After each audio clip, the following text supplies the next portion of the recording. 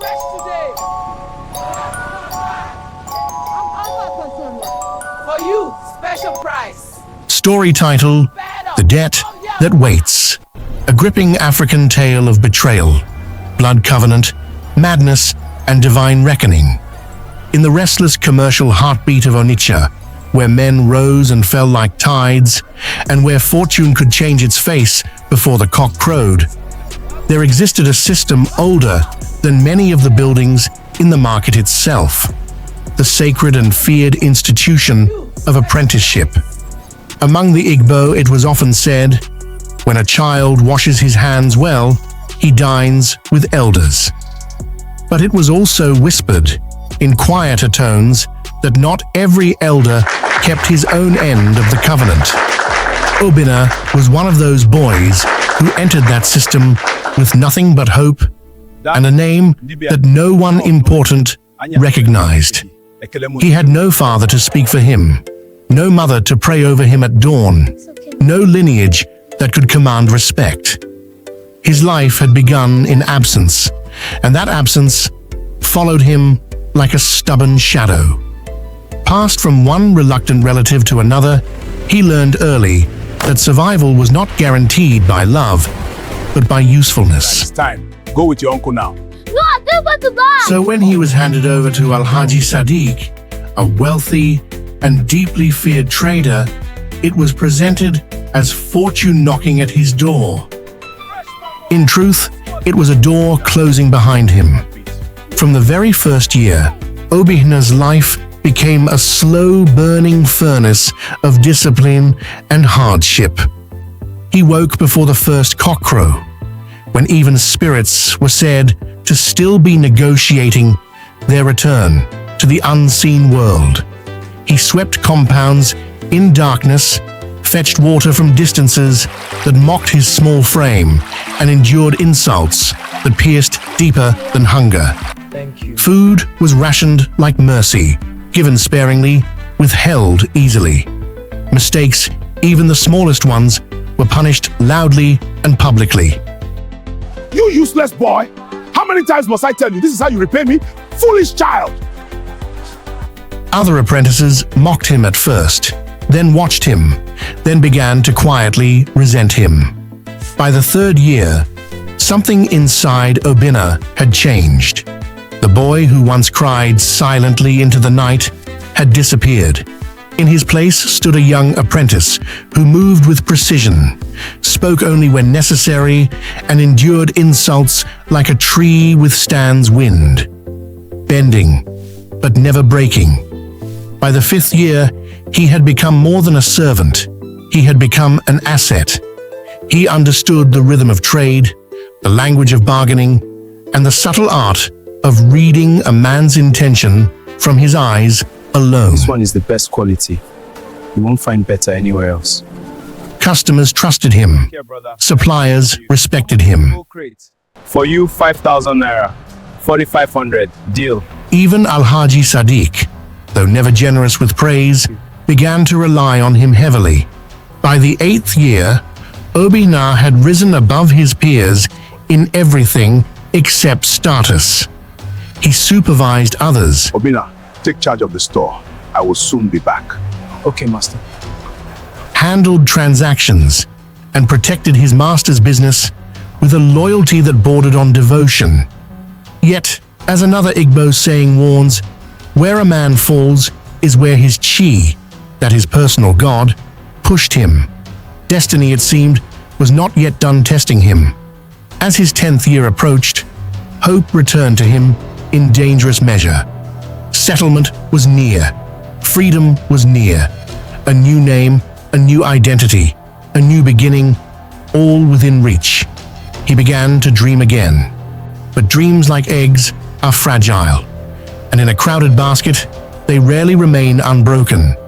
Jealousy had been growing quietly among the other apprentices. It did not shout. It did not announce itself. It moved like a snake in dry grass, silent, calculated, inevitable. I insist. Sell the goods the amount our master said. Leave me, Joe. Sister Toga, leave me, Joe. Goods began to disappear. You didn't just vanish. You were the last ones here. questions began to I arise. handed everything to you. Although Ekele is older here, I said you should take charge. Where are the goods? Eyes began to turn. God is my witness, master. I don't know where it is. I locked everything in this box. I don't know. God is my witness, master. I don't know where it is. And one afternoon, under the unforgiving gaze of the marketplace, Obinna's life was shattered without warning. Al-Haji Sadiq called him forward, his face hard, his voice already sharpened with judgment. You have stolen from me. The words did not just accuse, You are they condemned. Obinna tried to speak, but his voice felt trapped in a throat suddenly too tight to breathe. 10 years of sweat, loyalty, and silent suffering were dismissed in less than 10 minutes. No evidence was presented. No defense was heard. Judgment had already been decided, and just like that, Obinna was erased. He walked without direction, his mind numb, his soul hollowed out. The world that once seemed harsh now felt completely empty. Even pain had withdrawn, leaving behind something colder, void. His wandering led him into a forest, feared by many, a place elders warned children about in hushed tones. It was said that the forest remembered things, and sometimes answered. There, beneath the heavy silence of ancient trees, Obinna decided to end his life. But just as he prepared to step beyond the boundary of existence, a voice cut through the stillness. Young man, even the dead take permission before entering that side. Chief Latimer had arrived. A hunter of great reputation, a man whispered to walk between the physical and the spiritual with unusual ease, Chief Latimer was not easily frightened, and certainly not easily surprised. He listened to Obinna's story with a strange mixture of seriousness and amusement. Then he laughed, a deep, knowing laughter that seemed to challenge despair itself. So because one man refused to settle you, he said, So you want to go and report him to God directly? that unexpected humor broke something in Obinna, not painfully, but freely. And in that moment, his life was redirected. Chief Latimer took him home. Life in the chief's compound was different, but not without complexity. The household was layered with relationships, power, and quiet tensions. His first wife, Ogechi, was a calm and very motherly grounded Igbo woman, a woman whose silence carried authority. The second wife, Mama Shade, was a different storm entirely. Mama Shade. Beautiful, Let me help you. vibrant, unpredictable, and dangerously perceptive. Then there was Azuka, the chief's only son, and Shade. Azuka was quiet, observant, and inwardly deep. He watched more than he spoke and understood more than people assumed. Shade, on the other hand, was a few months older than 6. She was still very shy, with a feeling or foreboding of insecurity. She was always in a hurry and stayed out of sight a greater part of the time in her mother's hut, only to suddenly appear whenever her father, Chief Latimer, was back from a hunt. And this was always a very interesting moment, as Chief Latimer would always come back with different types of wild animals, which were subsequently prepared and cooked, with everyone receiving their portions after Chief Latimer had been served, and his first wife and son had taken theirs. On one occasion, Chief Latimer returned from his hunt with 2 badly wounded and unconscious gazelles. It was indeed a very memorable experience for Obinna, as he had never come that close to such rare display of nature's beauty, and he relished the texture and taste of the meat after it was cooked. Obinna gradually became part of the household, earning trust through diligence and humility. And so, the great buffalo charged from the thicket. I stood my ground, raised my spear, and with one swift motion, Obinna and Azuka, feel free to help yourselves with the palm wine. Chief Latimer grew fond of him, often remarking that the boy had the spirit of a man waiting for recognition. Chief Latimo, Mazi Oji came to see you. A good man. You have the spirit of a man waiting for recognition. No, not like that. You must hold it firm like a warrior. Obinna, this rope will serve you well on the hunt. You have learnt much, my son. I am proud. But as another proverb warns, no one knows what will destroy a man ahead of time. Mama Shade, Chief Latimo's second wife, began to notice Obinna. Long before she stepped into Chief Latimo's household, Mama Shade, known in her maiden days as Bimbo of Oyo, was already a woman wrapped in whispers. They said she did not arrive in places. She happened to them. Men who once spoke boldly would begin to measure their words in her presence. Women who prided themselves on dignity suddenly found themselves restless, uneasy, as though a silent contest had begun without their consent. Rumor, like dry Hamatan wind, carried tales far and wide that she had once reduced a wealthy cocoa merchant to a shadow of himself, that she knew herbs that did not grow in daylight, that her beauty was not merely seen, but felt, like a force pressing against the will. When Chief Latimo met her during a trading journey, it was said his laughter changed first. Wipe my sandals now. Yes, of course. A man who once laughed like thunder began to laugh like someone asking permission from his own joy.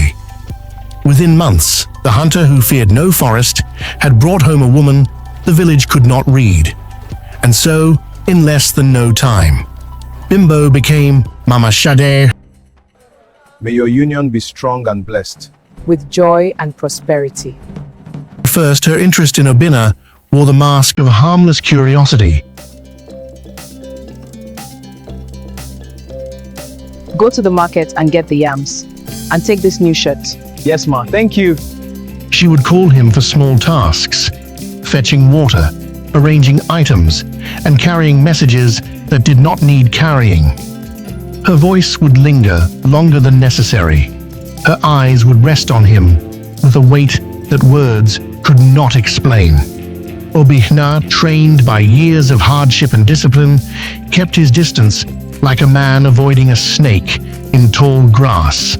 But Mama Shade was not a storm that could be outrun. She changed tactics. Sometimes she became gentle, too gentle, speaking to him in tones reserved for confidants. It's enough, Obinna. You can continue tomorrow. I'm almost through. You know, Obinna, no, I'm married. It does not satisfy my spirit. You think I don't see it? The way he looks at her. I am his wife too, but I am always second. Always. Other times, she became vulnerable, telling half stories of loneliness, of a marriage that did not satisfy her spirit. Then, when softness failed, she turned to calculated proximity, engineered moments where coincidence felt too deliberate. Days turned into weeks, weeks into months. Obinna began to feel watched, even in his absence.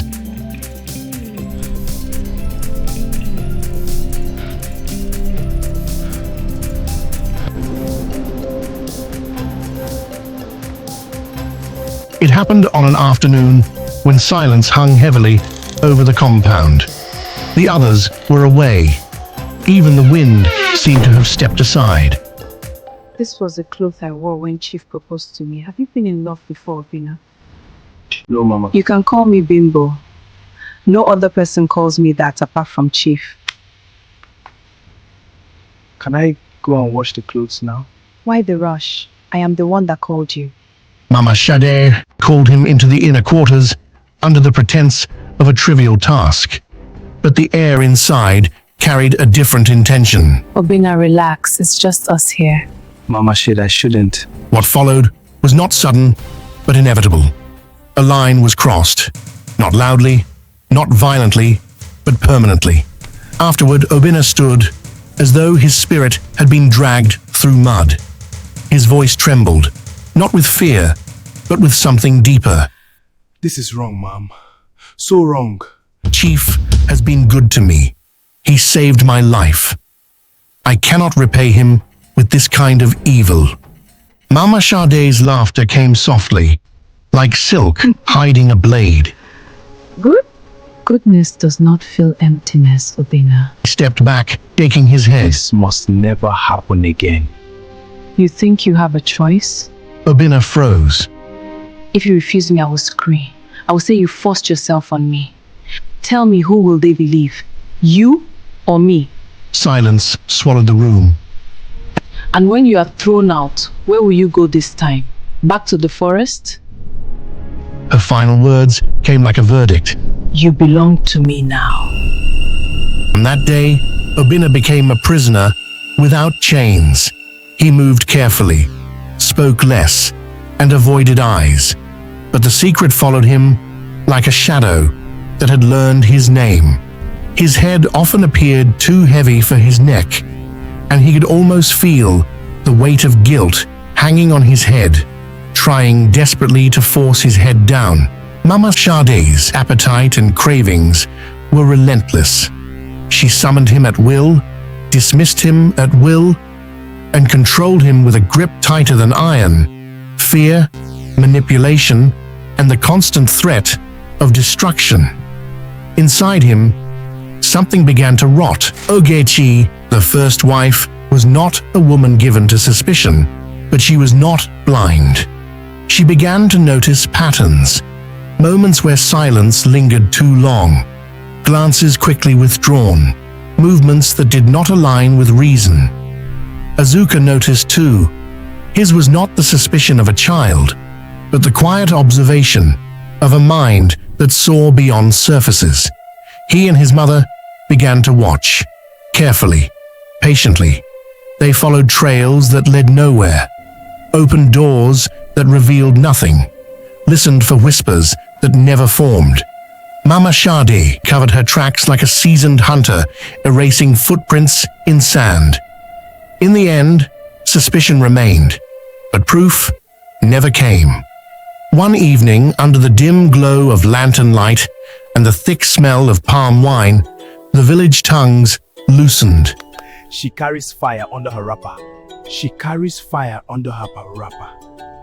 I have seen how she looks at that boy. But that Binoy, that one is loyal like a dog that has known hunger. Then a respected elder, friend to Chief Latimo, slammed his cup down. Enough! You will destroy Mazum! Obinna is like a son to the chief. What you are spreading is wickedness. Enough, he barked. You people will use your rotten mouths to destroy a man's home. Silence fell. That household is united. What you are spreading is wickedness, dressed as concern. Murmurs shifted. Doubt crept in. And just like that, truth was buried beneath the weight of reputation. Despite everything, Azuka trusted Obinna. They shared quiet moments, discussing life, exchanging thoughts, and sometimes laughing at things only they understood. Azuka saw him as a brother. Obinna saw in Azuka a mirror of what he had lost, and that made the betrayal even heavier. Chief Latimo and Obinna grew close through hunting. They moved through forests like two spirits in harmony, one experienced, one learning, both bound by unspoken respect. It is forged with courage and wisdom. The fire teaches us. It consumes, but it also warms and guides. I see now, the fire is our strength. Evenings would find them sitting under fading light, I tracked the leopard for 3 days. sharing stories. And so, the great buffalo charged from the thicket. I stood my ground, raised my spear. Speaking of life, destiny, and unseen forces. But one evening, the chief grew thoughtful. It is not wise to keep leaving the house empty. These neighboring vandals are watching. And that boy Azuka, he is strong in mind but still soft in body. You will stay back more often now. Mama Sade, when she heard, smiled in a way no one else understood. What started as harmless attention between Mama Sade and Obinna soon grew into something darker. Glances lingered. Conversations deepened. Boundaries weakened. Their affair was hidden, but not invisible. More rumors began to move through the village like wind before rain. Chief Latimo heard. He confronted both of them separately. Could this be a mere rumor?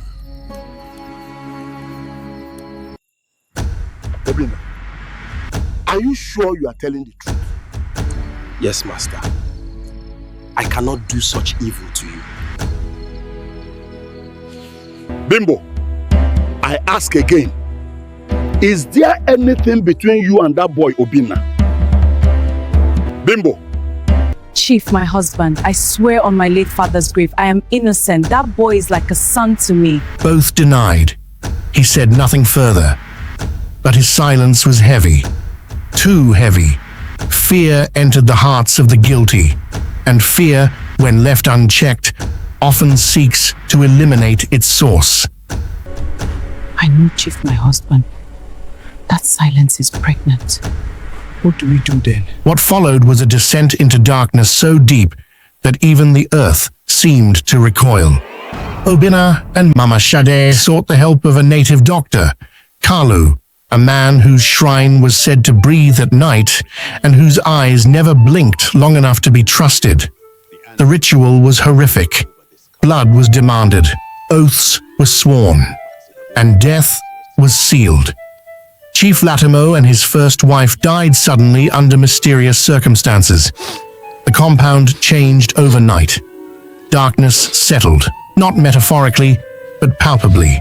Exactly 3 months after his parents' death, Azuka, their son, began to lose his mind. He screamed at invisible figures, laughed at nothing, spoke in voices that did not belong to him. The shadows whisper your doom. This is not madness. This is something else. Meanwhile, Obinna and Mama Shade took control of everything Chief Latimo and his first wife had: wealth, property, authority. This is so good, my wife. Yes, the meat is very tender. More yam? Please. Faster! All of it must be stored before nightfall. Elders who attempted to challenge them began to die or disappear mysteriously. First to go was Mazi Uka. He it was who insisted that the two, Obinna and Mama Shade, swore an oath at the oracle at Abo River that their hands were not involved in the death of the family members. This is not our tradition. You two must go with us to swear an oath at Oracle that your hands are innocent of this abomination. He had concluded arrangements with Oracle for them to take the oath.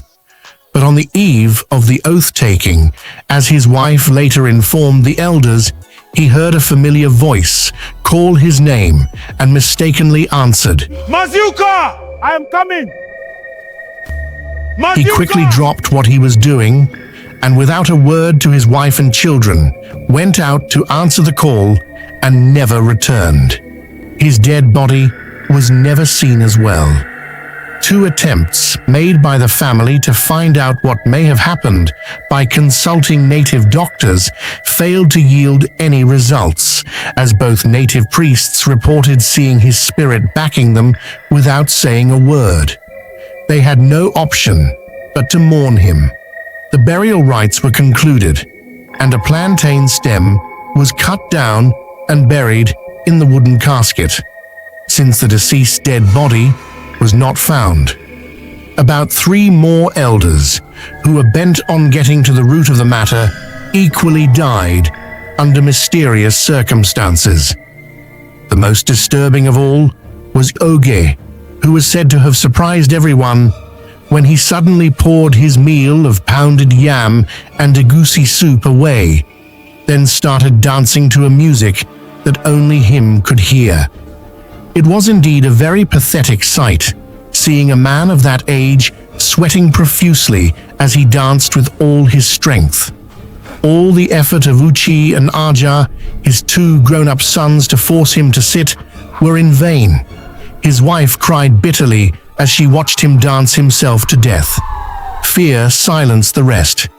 Years passed, until one day, far from that cursed village, a powerful pastor encountered a mad young man. In a strange, almost humorous, yet deeply spiritual moment, the pastor confronted the madness with relentless prayers, and the madness broke.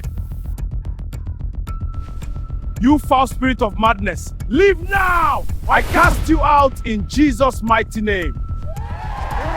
Azuka was healed and instantly came to his right senses, though he still felt a throbbing headache, which lasted for 2 more days and completely stopped. He was finally restored, rebuilt. Far from the darkness of the compound, destiny was preparing its counterstroke.